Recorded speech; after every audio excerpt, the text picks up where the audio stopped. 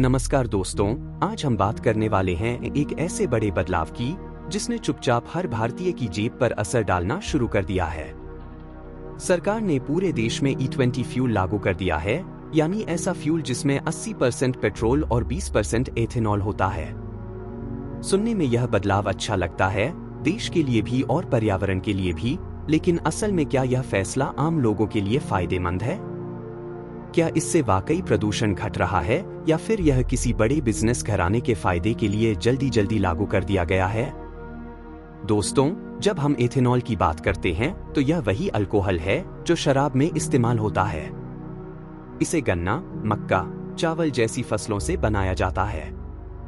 यह एक बायोफ्यूल है और पेट्रोल के साथ आसानी से घुल जाता है। एथेनॉल पेट्रोल को ज्यादा क्लीन तरीके से जलने में मदद करता है और ग्रीन हाउस गैसें कम पैदा होती हैं। नीति आयोग का कहना है कि एथेनॉल से बना फ्यूल पेट्रोल की तुलना में 65% कम ग्रीन हाउस गैसें पैदा करता है। अमेरिका और ब्राजील जैसे देशों में यह प्रैक्टिस दशकों से चल रही है।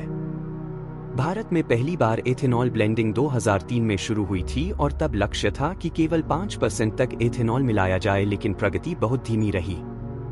2014 तक औसत ब्लेंडिंग केवल 1.5% थी। मोदी सरकार के आने के बाद इस लक्ष्य को 10% कर दिया गया और 2018 में नया लक्ष्य रखा गया कि 2030 तक 20% एथेनॉल ब्लेंडिंग करनी है, लेकिन बाद में इसे 2025 तक प्रीपोन कर दिया गया और मार्च 2025 में सरकार ने पूरे देश में E20 फ्यूल लागू कर दिया। यहीं से दिक्कत शुरू होती है, क्योंकि हमारे देश में ज्यादातर गाड़ियां कॉम्पैटिबल नहीं है। ज्यादातर गाड़ियां केवल E5 या E10 फ्यूल के लिए डिजाइन की गई हैं। एथेनॉल में पेट्रोल से लगभग 30% कम ऊर्जा होती है, यानी जितनी दूरी आपकी गाड़ी 1 लीटर पेट्रोल से तय करती थी, अब उतनी दूरी तय करने के लिए ज्यादा फ्यूल लगेगा।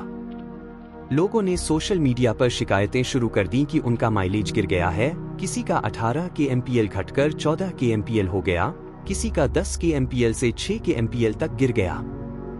इसका सीधा मतलब है कि उनका पेट्रोल खर्च हर महीने 30-40% तक बढ़ गया है।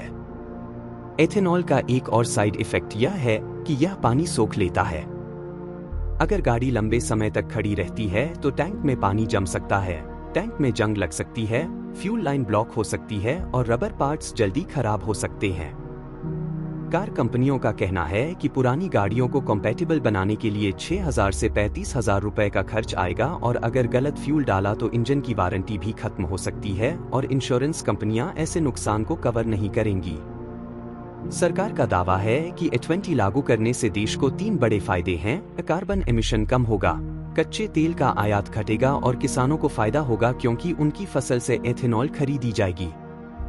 सरकार के अनुसार 2014 से अब तक एथेनॉल की खरीद से किसानों को 1.18 लाख करोड़ रुपए की आमदनी हुई है और भारत ने 1.36 लाख करोड़ रुपए का फॉरेन एक्सचेंज बचाया है।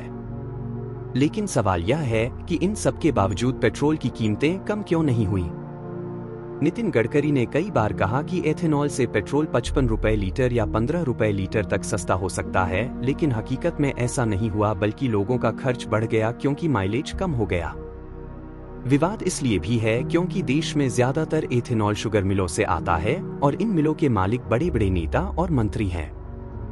रिपोर्ट्स के अनुसार गडकरी परिवार की कंपनियों को इस पॉलिसी से भारी फायदा हुआ है। उनकी कंपनियों की ग्रोथ इंडस्ट्री से कई गुना ज्यादा रही है और शेयर प्राइस 1000% तक बढ़ गए हैं। सरकार ब्राजील का उदाहरण देती है, जहां E27 फ्यूल सालों से चल रहा है, लेकिन ब्राजील ने यह बदलाव 50 साल में किया था, जबकि भारत में यह बदलाव केवल 3-4 साल में कर दिया गया, बिना लोगों को तैयारी का समय दिए। इसका असर सबसे ज्यादा मिडिल क्लास और लोअर मिडिल क्लास पर पड़ा है। जो लोग रोजाना स्कूटर या बाइक से ऑफिस जाते हैं, उनका खर्च बढ़ गया है। जो लोग ओला, उबर चलाते हैं, उनका प्रॉफिट घट गया है। ट्रक और बस ऑपरेटरों का भी फ्यूल खर्च बढ़ा है। विशेषज्ञों का मानना है कि सरकार को लोगों को विकल्प देना चाहिए था कि वे E0 या E20 में से क्या चुनना चाहते हैं। पुराने वाहनों के लिए कन्वर्जन किट सब्सिडी पर उपलब्ध करानी चाहिए थी और पेट्रोल के दाम घटाने चाहिए थे ताकि लोगों पर ज्यादा बोझ न पड़े। कुल मिलाकर E20 फ्यूल का आइडिया देश के लिए अच्छा हो सकता है, क्योंकि यह किसानों को नया आय स्रोत देता है, देश का आयात बिल घटाता है और प्रदूषण कम कर सकता है, लेकिन इसे लागू करने का तरीका गलत था। लोगों को तैयार होने का समय देना चाहिए था और उन्हें विकल्प देना चाहिए था। तभी यह बदलाव सही मायनों में सफल कहा जा सकता है।